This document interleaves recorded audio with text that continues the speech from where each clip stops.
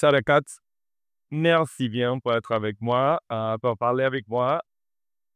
J'ai en fait beaucoup à dire sur toi. Je te connais très, très, très loin, très longtemps et je suis très content que tu aies décidé de parler avec moi et je voudrais bien que tu te présentes pour ceux qui ne te connaissent pas. D'accord, moi je suis très contente de répondre. Je crois que c'est très important qu'on se parle au-delà des frontières et qu'on se comprenne mieux.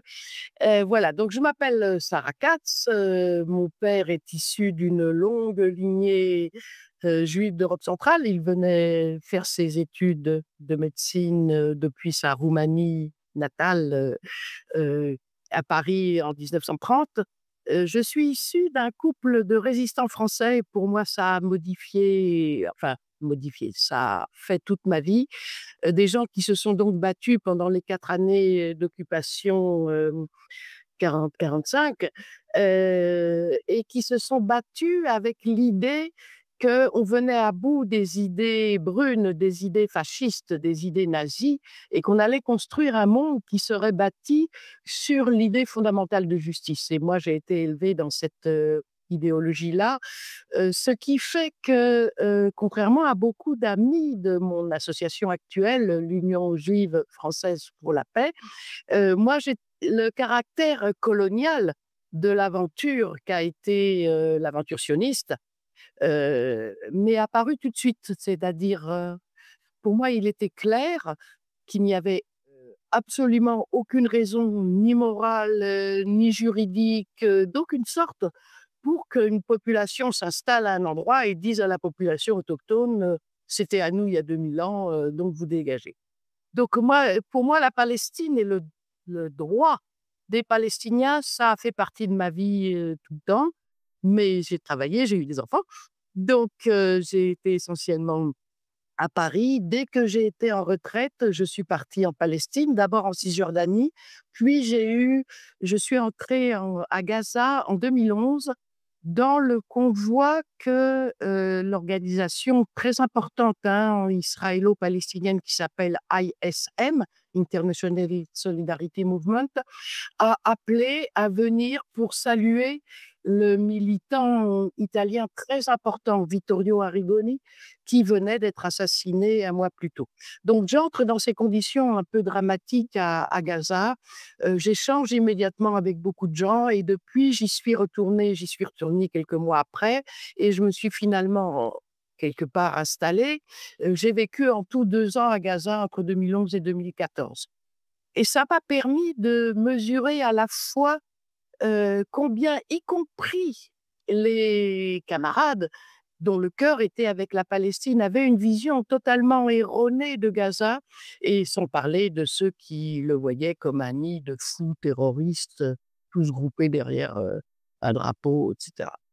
Donc Gaza, voilà, le Gaza que je rencontre, bah, c'est une société normale, socialement stratifiée avec des riches, des pauvres, des hommes, des femmes, voilà, toutes les classes d'âge, tous les types de métiers, manuels, intellectuels et cetera. Une société une offre politique qui allait de l'extrême gauche marxiste, jusqu'au au parti qui faisait le lien entre la question nationale et la question religieuse. Donc dans cette société normale, elle est placée dans une situation totalement anormale, c'est-à-dire que quand j'entre, il y a déjà, 5 ans, 6 ans, que cette société est en siège. Heu, un blocus absolu, un siège moyenâgeux et la première des choses auxquelles j'ai été confrontée, c'est que mes interlocuteurs ne comprenaient pas ce que veut dire siège. On avait mis, maintenant ils sont en Tes 2000. interlocuteurs, pas à Gaza, mais en France, en Europe. En France, absolument, absolument. Oui, oui, pardon, j'ai pas été claire. Oui, on avait mis 2 millions de personnes, derrière une barrière qu'ils ne pouvaient pas franchir. Ils étaient en cage au sens strict du terme. Souvent, mes interlocuteurs français pensaient que quand je disais: «Ce sont des gens en cage», c'était une image. Non, c'était pas une image. C'est des gens qui étaient bloqués derrière des murs et une barrière technologique sur lequel on mourait tous les jours, hem et qui demandaient qu'une chose, c'est leur droit à exister comme population. C'est intéressant parce qu'en fait, tu arrives comme juif à Gaza 6 années de présence militaire à Gaza, sur territoire. Exactement. Il ne s'était l'armée israélienne s'est retirée, avec tout ce que l'on sait des difficultés pour se retirer. Ça a été un coup de génie, hein, et ils ont posé un siège autour. Donc Gaza était toujours sous enfermement, toujours sous occupation, une autre forme d'occupation. En Cisjordanie, les Palestiniens étaient confrontés à l'armée, et sont toujours confrontés à l'armée quotidiennement. À Gaza, ils n'étaient confrontés à l'armée que sur la barrière de séparation, et ils étaient en cage, démunis de leur possibilité d'échanger avec l'extérieur, de bouger, de voilà, coincés dans un tout petit langue de territoire de 40 kilomètres de long sur 10 kilomètres de large. Il faut voir que des gens qui ont actuellement une trentaine d'années à Gaza, ils sont jamais sortis de 360 kilomètres carrés. C'est difficile à imaginer. Je voulais te demander sur la première impression, si tu as encore la mémoire de ce premier moment à Gaza, c'était quoi qui l'a vu, puis-je dire? Je rentre donc au printemps 2011. Les traces des bombardements effroyables de 2008-2009 sont encore très visibles. Et la première, De cette façon. c'est-à-dire que quand vous remontez, par exemple, du sud au nord de la bande de Gaza, vous allez retrouver sans arrêt des des morceaux noircis de ce qui était des fermes. La question des eaux usées, qui est une question fondamentale, était difficilement réparée. Et puis, les immeubles écroulés à l'intérieur du tissu urbain. Et ça, c'est une chose c'est la première chose qui m'a sauté aux yeux, c'est que ce qui était particulièrement mis à terre, c'était les moyens de production. C'est-à-dire les paysans qui ne sont pas normalement une fraction de la population que devrait tellement, tellement, tellement craindre l'occupant. Eh bien si, les fermes à poulets, vous imaginez l'intérêt militaire qu'il y a à brûler une ferme à poulets, tout ce qui et les champs de légumes et tout ce qui permettait de construire, de participer à la vie économique était à terre, et les pêcheurs payaient un prix très élevé à cette histoire-là. Ce qui fait que nous, parce que, justement, je vais en parler des pêcheurs, pour moi, c'est fondamental. On pêche à Gaza depuis des milliers d'années, hein, c'est connu. C'est un métier qui se transmet de père en fils, et quand j'y étais, de père en fille, puisque j'ai eu l'honneur et le plaisir de vous converser longuement avec la première femme pêcheur de Madeleine, et je peux vous assurer que c'est pas n'importe qui, mais elle était tellement l'expression du fait que c'est des métiers qui s'héritent et dans lesquels les gens sont fiers d'être, conscients qu'ils nourrissent leur population. Et la marine israélienne faisait une chasse aux bateaux de pêche ignoble. Alors nous, internationaux, nous montions sur les derniers petits chalutiers qui existaient, et on les a pas sauvés, avec nos drapeaux, avec nos caméras, et on hurlait sur les bateaux de guerre qui attaquaient les chalutiers en disant: mais le monde vous regarde, laissez-les pêcher, ils sont dans leurs eaux, dans les eaux de Gaza, laissez-les pêcher. Non, ils ont été attaqués de manière tellement féroce que ces grands bateaux n'ont plus pu sortir. Seules sont sorties les grandes barques pontées qu'on appelle là-bas les Azaka, sur lesquelles les vedettes de guerre se sont acharnées. Enfin, il y a eu un exemple tellement typique du Azaka qui a été tout simplement coupé en deux dans le sens de la longueur par une vedette qui est passée sur elle. On n'a évidemment jamais retrouvé le pêcheur.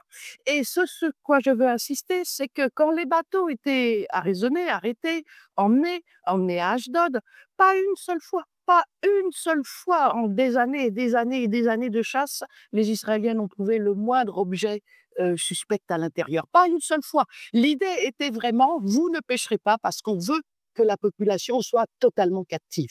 Un peu ce qu'on voit les derniers 20 mois, mais je crois que aussi nous qui avons suivi l'histoire récente d'Israël et vraiment la violence indiscriminée, c'est aussi un mécanisme d'intimidation. Intimidation très, très, très grand en fait. Intimidation, le mot est faible, hein. C'est une décision que cette partie-là de la population mondiale n'a pas de raison d'être là et n'a pas de raison d'exister. Et le fait d'empêcher les producteurs de produire, c'est un élément très fort de l'idée. On ne va pas pouvoir tuer, malheureusement, les 20 derniers mois nous prouvent qu'on peut tuer beaucoup. Mais à l'époque, je voyais ça comme ça, 2011-2014, quand je suis là-bas. On ne peut pas tuer tout le monde, mais on vous empêchera de faire société. On va vous réduire à l'état de mendiant, vous serez obligé de tendre la main. Et c'est exactement tant de dizaines de milliers de morts après, ce à quoi on assiste ces jours-ci. Venez dans les enclaves militaires, quasiment à genoux, tendez la main, et si vous bougez une oreille, on tire dessus. Voilà. Alors, ce que je voudrais dire aux interlocuteurs, aux auditeurs actuellement, de mon expérience essentielle de ces 2 années. J'ai vécu 2 ans à Gaza, entre 2011 et 2014, avec mon nom juif, que je n'ai jamais caché, que je porte fièrement, avec mes cheveux non couverts. Identifié comme juif. Identifiée comme juive. Jeune, et puis tout le monde se connaît. Ça va bien se dire. La famille gazaoui chez qui j'habitais, tout le monde savait qu'ils avaient, voilà, Sarah Katz, comme Ouais, un peu un contexte, les noms Sarakat doit être un peu comme... Ouais, ouais. eh bien, je n'ai pas eu le moindre problème, mais je voudrais bien que les gens écoutent ça. Quand je dis pas le moindre problème, c'est-à-dire même pas une remarque agacée de quelqu'un dans la rue ou dans les taxis collectifs, on est serré comme des sardines dans le taxi collectif, il pourrait y avoir une réaction de quelqu'un disant quand même vous pourriez couvrir ou non, non, j'étais acceptée comme j'étais. Et chaque fois que je parlais sur la situation, la réponse était toujours: on n'a rien contre les Juifs, nous nous battons contre l'occupation. Et ça, il faut bien que les interlocuteurs le comprennent. Et le détournement de cette lutte contre une occupation en une lutte soi-disant idéologique contre ceci, contre cela, c'est un crime, c'est un mensonge et il faut lutter de toutes nos forces contre ça. C'est aussi la façon de justifier la violence meurtrière. C'est la façon de tenter de justifier la violence meurtrière, mais je ne suis pas la seule à rapporter il y a des gens qui sont venus à Gaza jusque tant qu'on a pu après à Gaza, hein. Euh, le fait qu'il y ait un choix du monde médiatique de cacher cet aspect-là, de mentir directement sur cet aspect-là, ça montre la puissance de la mise en condition des populations. On met en condition les populations européennes sur l'idée, bon, peut-être Israël exagère un peu, mais quand même, ils sont dangereux. Non, ils ne sont pas dangereux, ils sont des résistants. Et moi, comme fille de résistants, d'un couple de résistants, je tiens à l'idée que résister à une occupation, quelque part, c'est un devoir. C'était le deuxième leader de Varsovie, Marek Edelman, Exactement. qui avait, Dont on essaye d'effacer la mémoire, comme par hasard. bien sûr, en fait, en Israël, c'était presque interdit à parler sur Edelman parce qu'Edelman, c'était le deuxième après Anilevich. Et en fait, avait une position tout à fait amicale par rapport à la résistance palestinienne. C'est intéressant parce qu'en fait, c'est une chose qu'on trouve dans la communauté juive. Très souvent, c'est ce type d'anti-palestinianisme, on est pas, sans palestinien. Et j'ai connu la plupart des gens que je connais dans la communauté juive. Je suis grandi en fait, et même aussi en Allemagne, en France, définitivement en Italie. C'est un préjudice, une idée, une imagination vraiment sale, on dirait du Palestin, de la gens du peuple palestinien, mais sans aucun rapport aux Palestiniens, sans aucun rapport à l'histoire palestinienne. Et c'est une chose qui me frappe. Chaque fois que je commence et que j'entre dans ce type de discussion, où j'ai des gens très près de ma famille, gens très éduqués, en fait, très instruits, je demande sur Deir Yassin, je demande sur Tantura, je demande sur même la destruction et l'infanticide de l'opération de Olmer en 2009, je crois. Il y a aucune idée de qu'est-ce qui s'est passé. C'est un peu une mémoire épisodique, mais sans contexte, sans aucun contexte. En fait, c'est aucun contexte historique. Absolument. Mais il me semble que nous, juifs, c'est une trahison particulière de ne pas garder en mémoire l'histoire. On est justement, je parle des juifs européens, hein, parce qu'on a trop tendance à dire les juifs, c'est les Ashkénazes, hein. Les Israéliens, ils n'existent pas, hein, alors qu'ils ont une histoire totalement différente de la nôtre et qu'ils ont une histoire qui est riche, mais ça, on ne veut pas l'entendre. Donc, parlons des Juifs d'Europe, puisque c'est nos origines, hein. Euh, le fait de ne pas se rappeler que ce qui s'est passé et qui a culminé dans la destruction des Juifs d'Europe, c'est l'idée qu'on accepte, qu'on dit sur une population qu'elle est non seulement surnuméraire, mais dangereuse, mais une sous-population, et le fait de décider qu'une part de l'humanité ne mérite pas en fait d'être une vraie part de l'humanité, c'est ça qui a conduit nos aînés à la chambre à gaz. Et maintenant, on utilise les mêmes arguments contre les Palestiniens et contre les Arabes en général, hein, parce que la première des défauts des Palestiniens, c'est d'être arabes.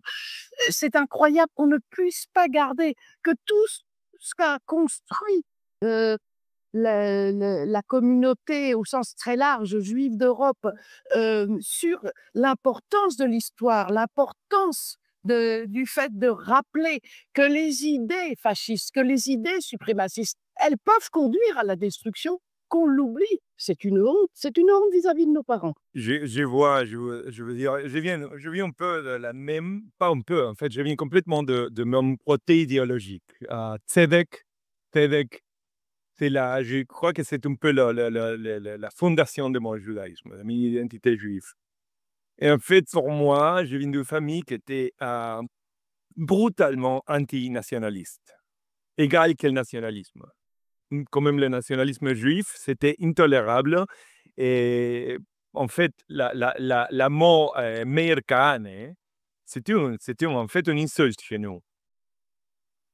Pour moi, c'est très, très bizarre de voir les contextes parce qu'en fait, on trouve un type de judaïsme de même type que tu décris, complètement occupé par un irrédentisme hébraïste. Parce qu'en fait, quand on parle d'Israël, on ne parle pas de judaïsme, on parle presque de Maccabée, de quelque chose de la longue histoire. Et je me demande, c'était comment les rencontres de judaïsme. Je vais retourner en fait à Gaza, mais je voulais savoir, c'était comment les rencontres de judaïsme français, de judaïsme européen, après l'expérience de Gaza. Qu'est-ce que ça fait avec tes idées, ou ta compréhension, tes idées de communauté? Alors, justement, heu, c'est une question qui est importante. Je crois, alors je parle pour ce que je connais, c'est-à-dire mon pays, la France, je ne crois pas que ce soit très différent ailleurs.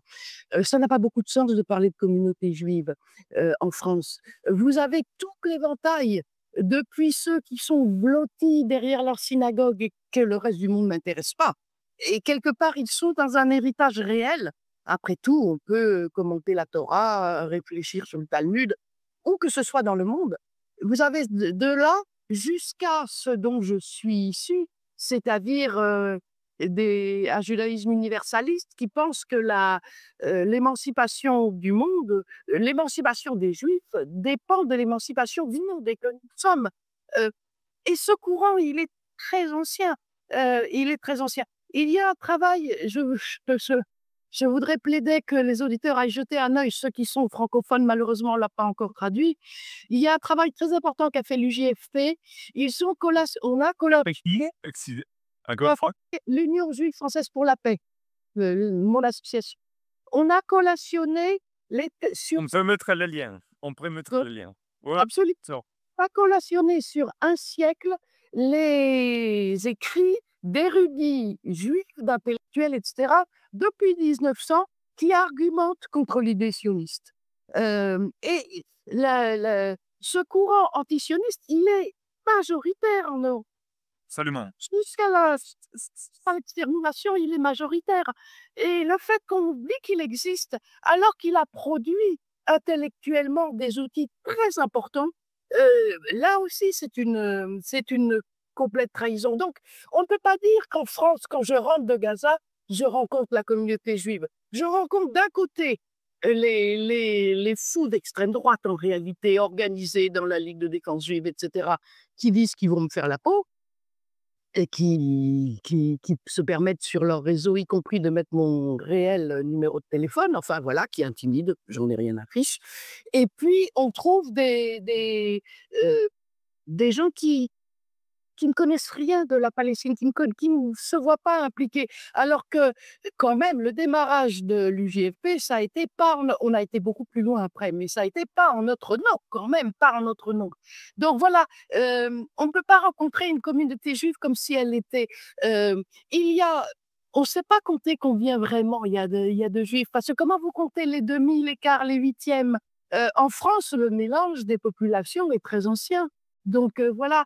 Euh, alors, la ce que j'ai rencontré probablement, de plus important, d'une part, une partie de la communauté juive qui comprend bien que c'est fondamental de lutter contre ce qui se passe en Palestine au nom de pas en notre nom, et puis la communauté maghrébine qui tombe sur le derrière et qui nous dit: «Mais on ne savait pas qu'il pouvait exister des juifs comme vous». Ça de mon expérience de retour, la plus chaleureuse, elle a été de ce côté-là. Des gens qui disent: «Ah bah oui, bien sûr», voilà. Pour moi, je peux te dire que, j'ai eu une année et demie très, très difficile par ma position, même, j'étais à télévision, à la télévision allemande, à Deutsche Welle et beaucoup de la fin de cette relation, ce divorce, traumatique en fait, avait beaucoup à voir avec la question Gaza et encore une fois, comme pour toi, pour moi, c'était vraiment la communauté, musulmane, la communauté principalement palestinienne et syrienne qui m'a accueilli et m'a presque embrassé. C'était vraiment cette sensation d'être protégé par des gens qui, beaucoup de l'autre côté appellent l'ennemi. C'était pas un choc parce que je viens pas, comme toi, je viens pas du côté sioniste. J'ai des amis palestiniens de toute ma vie pour moi, sont famille. Mais, Je suis sioniste, hein. Je ne viens pas perso du côté sioniste, pas du tout. Je viens du côté communiste. Vas-y. ok, il y avait, bon, d'accord, non, je viens pas d'un côté communiste, en fait, je viens des parents un peu plus conservateurs. Mais ça, c'est aussi très intéressant, tu vois, parce que maintenant, je crois qu'un peu la conception, c'est que les nationalismes, c'est attaché aux conservateurs, la figure de conservateur. Et en fait, j'ai grandi dans ce milieu juif où le antinationalisme, c'était partout, à la droite et à la gauche. Il n'y avait pas de questions, il y avait pas de questions d'être nationaliste parce que le nationalisme en Argentine, aux années 60, 70, c'était vraiment un nationalisme meurtrier antisémite. Et je crois que c'est un peu la raison pour laquelle la communauté juive intuitivement a compris que les garanties constitutionnelles, droits de l'homme, etc., c'était la garantie de l'existence juive en Argentine, des pays comme l'Argentine. Quand je parle avec des amis qui ont grandi en Israël, ça n'existe pas. Cette idée que le judaïsme, la vitalité du judaïsme est complètement attachée à la vitalité des droits, la vitalité de la construction constitutionnelle de la République. Aucune idée de ce type de conception. Et je voudrais bien te demander de nous raconter un peu plus de la quotidianité à Gaza. Ah, là, donc je n'étais c'est pas parce que j'ai habité 2 années à Gaza que j'étais gazaoui. J'étais je militais avec le petit groupe d'internationaux qui avaient pu rentrer à Gaza et donc notre travail essentiel était heu, d'essayer d'une part de défendre les paysans au travail. Donc une des choses qu'on a fait beaucoup et qui m'a beaucoup tiré sur les nerfs, nous allions le plus près possible de la barrière de séparation, bien identifiés avec nos gilets jaunes, et nous nous placions en bouclier humain, en chaîne humaine, pour que les paysans puissent travailler derrière nous. Alors les snipers de l'armée israélienne tiraient devant nous, tiraient au-dessus de nous, tiraient entre nous, mais ils ne nous ont jamais atteints directement. Je dois dire que c'est un travail difficile parce qu'on a beau se répéter: «Je suis un militant politique, je sais que politiquement, ils vont pas pouvoir loger une balle dans la tête d'un international, ça va faire un problème quand même». On n'est pas sûr que ce sera comme ça. Donc mais là, ce travail-là nous a, avec les paysans, d'une manière extraordinaire, et je garde ces liens encore, et l'Union juive française pour la paix a développé depuis 2016 des programmes, d'aide, aux paysans. On a été vraiment, considérés pour ce qu'on était, c'est-à-dire des humanistes qui comprennent le calvaire palestinien et qui comprennent que quelque part l'avenir du monde va dépendre du fait que cette aventure coloniale finisse. Et j'ai en particulier le me souvenir très chaleureux quand nous avions fini, après vers 11h30, midi, il fait trop chaud, donc on quitte les champs, et le responsable traditionnel de l'endroit, le Mokhtar, Abou Jamal, nous recevait, nous les internationaux, et répondait à toutes nos questions. C'était un homme extrêmement pieux. Il avait sur le front la marque de ceux qui prient beaucoup, et il était ouvert, jamais fatigué d'expliquer qui ils étaient, pourquoi ils luttaient, le droit du peuple palestinien à exister. Heu, on avait là la rencontre, de gens que normalement tout devrait diviser et que tout rassemblait. Donc j'ai un souvenir très chaleureux de ces moments-là. J'ai un souvenir, douloureux, des attaques, de la marine israélienne contre les bateaux sur lesquels nous étions. C'est très impressionnant. Et puis, aussi de la dégradation, comment vivre sous blocus? Quand vous ne pouvez pas, organiser ni exportation ni importation, quand vous êtes totalement dépendant de ce qui vous arrive, quand Israël déversait sur Gaza les produits les plus nuls, les plus mauvais, et que vous pouvez faire que les consommer parce qu'il y a rien d'autre. J'ai vu quand même combien le fait de faire des courses, et cetera, dépendait du fait d'être en cage. Et voilà. Après, j'ai rencontré des gens de la toute petite, communauté chrétienne. J'ai rencontré heu, des gens de tout milieu, de toutes sortes. On a toujours, communiqué avec, facilité. La chose la plus difficile, ça a été de leur expliquer que moi je ne croyais pas en Dieu. Et ça vraiment, vraiment, ça ne passait pas. Ça, comment quelqu'un d'intelligent peut ne pas croire? C'est pas possible. Mais c'était les endroits où on ne se comprenait pas étaient exclusivement là. Pour le reste, pour le droit des peuples à disposer d'eux-mêmes, pour la haine du suprémacisme, pour la haine du détournement de la mémoire, on était là il y a 2000 ans, donc on y retourne. Tout est faux là-dedans. On n'était pas là il y a 2000 ans. Les descendants des Judéens de l'Antiquité sont à l'évidence les Palestiniens, ceux qui n'ont pas bougé. Donc cette histoire, ce roman national totalement inventé et meurtrier, ça, ils en avaient très, très conscience.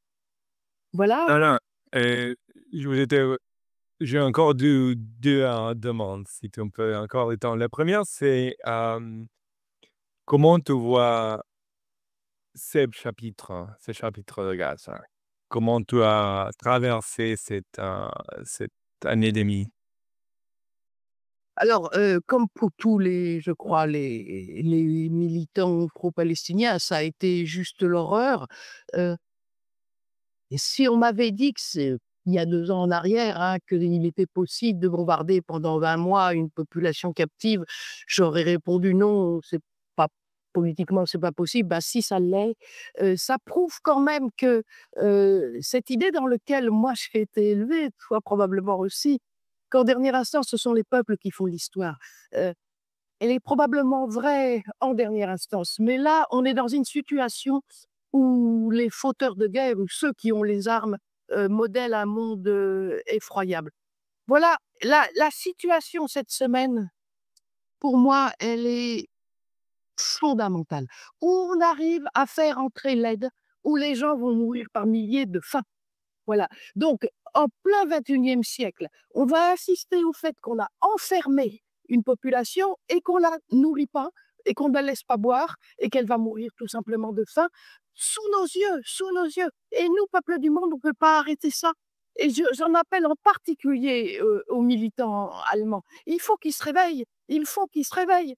Quand on va ouvrir Gaza, parce qu'un jour on ouvrira Gaza, j'espère qu'on va l'ouvrir maintenant et que les gens vont pouvoir survivre. Mais si on l'ouvre dans quelques semaines, quelques mois, qu'est-ce qu'on va trouver derrière? On va trouver exactement les images que les armées alliées ont trouvées en ouvrant les camps de concentration. Les Allemands, réveillez-vous, réveillez-vous. Il y a lourd sous vos épaules. Il faut crier le droit des peuples à exister.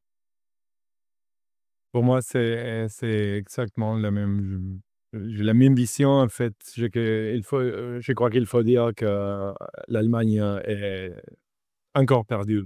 C'était toujours perdu, encore perdu. Je crois qu'il y avait un peu un slogan, il y avait ouais, une présentation politique et morale, mais c'était un mensonge, en fait.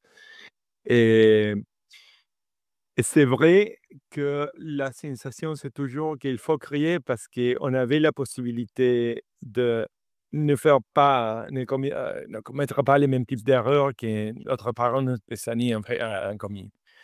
Et tu es, es-tu optimiste? Écoute, je ne sais pas, je suis fondamentalement optimiste parce qu'on ne pourra pas tuer 2 300 000 personnes. Et le simple fait que les Gazaouis existent, et j'insiste, l'ensemble des Palestiniens, parce que derrière l'image effroyable de Gaza, l'armée israélienne est en train de faire un nettoyage ethnique en Cisjordanie, en West Bank, extrêmement, extrêmement actif et nocif. Hein. J'ai travaillé, avant d'être à Gaza, je travaillais dans le camp de réfugiés de Jénine, un endroit absolument fabuleux avec le théâtre de la Liberté, enfin des choses tout à fait impressionnantes. Je travaillais à la Maison des Femmes. Il n'y a plus de camp de réfugiés. Mais ils ont fini par en venir à bout. Les gens sont dispersés sans aide dans les villages alentours. Donc voilà, ça se joue maintenant. Je voudrais rappeler à ceux, parce qu'on entend nos camarades allemands nous disent: «Oui, mais tu comprends, quand on parle, on nous accuse de ceci, de cela». Je vous rappelle que ce qu'il faut se rappeler de la victoire de nos aînés quand même contre le nazisme, c'est que cela n'arrive plus jamais. Pas que cela ne nous arrive plus jamais, que cela n'arrive plus jamais. Que cela ne nous arrive plus jamais, c'est le contraire, c'est le contraire. Donc voilà, il ne faut pas se laisser impressionner par le dernier cache-sexe de ces soudards, qui est le cri à l'antisémitisme. Non, non, l'antisémitisme... À la Lasagne, les juifs de gauche, les juifs progressifs, les juifs de droite, je me considère presque plus ou moins de centre-droite, sont complètement systématiquement attaqués, même arrêtés, se faire arrêter par la police. Je crois qu'un tiers de la totalité des démonstrants, des manifestants, sont des juifs contre la massacre israélien. Alors, c'est pas seulement l'accusation d'antisémitisme, c'est aussi que je crois qu'on voit un type d'hypocrisie où s'utilise le certificat de kosher, le kosher certificat israélien pour attaquer même la communauté juive de gauche. Mais absolument, mais c'est à ça qu'il faut résister. Et je dis souvent en conférence ce motto que j'ai entendu pour la première fois de la part des activistes du monde anglo-saxon. L'antisémitisme, c'est un crime, bien sûr, c'est un crime comme tous les racismes.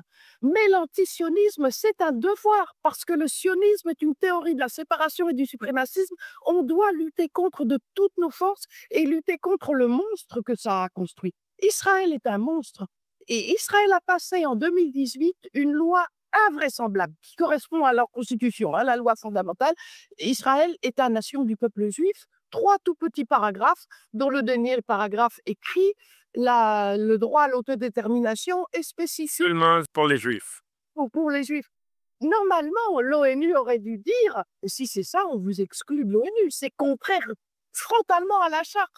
Lutter contre ça, lutter contre l'idée qu'il y a une autre solution dans le monde que de vivre ensemble et que cette solution consiste à avoir des groupes séparés qui considèrent que sur leur territoire, ils ont tous les droits et que les autres sont des sous-hommes, ça mène à la guerre, ça mène à la mort. Donc, vraiment, vraiment, et c'est urgent de gagner actuellement sur le fait que l'aide entre à Gaza. C'est urgentissime, ça se joue dans les jours qui viennent.